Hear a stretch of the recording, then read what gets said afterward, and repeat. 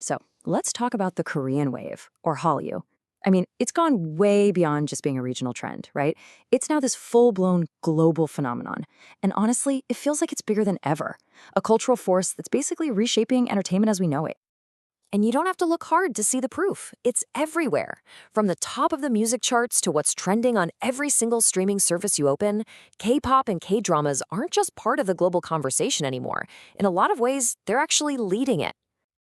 But, and this is a big but, with that kind of massive success comes a whole new set of really complex challenges. Underneath that super glossy surface, there's a serious battle brewing over the future, the creativity, and really the sustainability of the entire Hallyu movement. Okay, so first, let's just look at the hard evidence. Just how high is this wave crusting? Because the numbers and the critical praise, they tell a pretty staggering story of just how dominant it's become. 4. I mean, think about that number. This isn't just about sales figures. This is about artistic respect. When a magazine like Rolling Stone puts 4 K-pop tracks on its list of the century's best songs, that's a huge signal. It means the world's top critics are recognizing the artistry here, cementing K-pop's place on the global stage for good. And this wave is just as powerful when it comes to TV. This number 2 ranking, this was for Amazon Prime's very first Korean original. That shows that the K-drama craze is expanding way beyond just Netflix. Hitting the top of the charts on these huge global streaming services, especially with so much love in places like Southeast Asia, proves this isn't some fluke. It's a formula for success that they can repeat over and over again. And, this success isn't just happening on a global scale.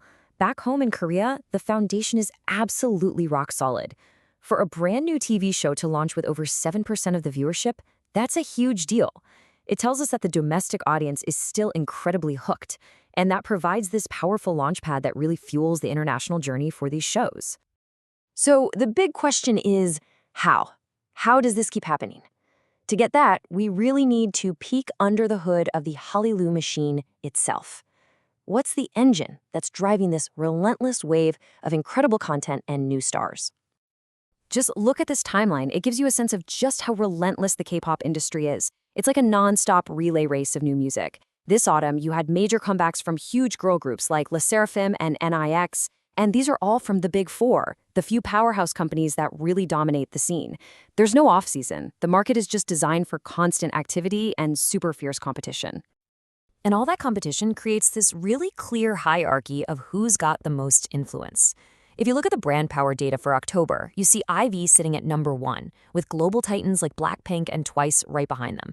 And this isn't just about sales, it's about who has the public's attention, who has the cultural impact right now. The industry is also innovating in some pretty wild ways. Take this group, Hunter/X. They didn't start out in a dance studio. They started as characters in a Netflix cartoon. And now, real-life members have actually debuted, bringing this fictional group into the real world.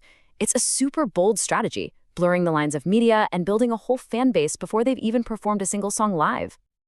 Okay, but this is where the story takes a sharp turn. Because all of this incredible, super fast growth, it's not without consequences. In fact, Hallyu's biggest successes are now creating some of its most serious and complicated growing pains. Let's take this recent light stick controversy. Now, if you're not in the know, light sticks are these unique glowing symbols that are basically sacred to each fandom.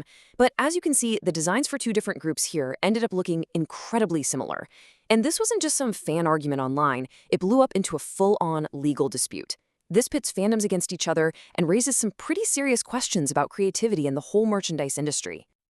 And here's the crucial point. This isn't just about a piece of plastic. As people inside the industry have said, this kind of thing really threatens the trust and the creativity that K-pop is built on. It shines a big, bright light on the need for better intellectual property protection, especially as this whole fandom economy just keeps exploding. And that leaves all of us with a really tricky question, doesn't it? In a creative industry that basically runs on trends and influences, where do you draw the line between a respectful nod and just outright theft? It's a huge problem the industry has to solve, and they have to solve it fast. Another big effect of global success is just the changing face of the K-pop idols themselves. Take Lilly from the group NMix. She was born in Australia, moved to Korea to become a trainee, and then debuted as a global star. Her journey is kind of the perfect example of how multicultural and multinational K-pop has become. It's a huge strength for sure, but it also brings all these new dynamics and new stories into the mix. So, if we put all of this together, the insane success on one side and these serious new challenges on the other, what does the next chapter for how you even look like? What are the key forces that are going to define its future? Well, it seems like the path forward really depends on balancing these key forces. The fandom economy is going to keep being a powerhouse, no doubt, but that's got to be backed up by much stronger protections for intellectual property. The global expansion through streaming is going to continue, fueled by this increasingly diverse multicultural talent pool. And all the while, that Hollywood machine is just going to keep churning out a steady stream of new stars. And that really leaves us with the ultimate question. There's no doubt that the Korean wave has achieved this stunning conquest of global culture. But the real test, the one that's going to define its legacy, is whether it can now conquer its own internal growing pains. That's the battle that's going to define the next era of Hallyu.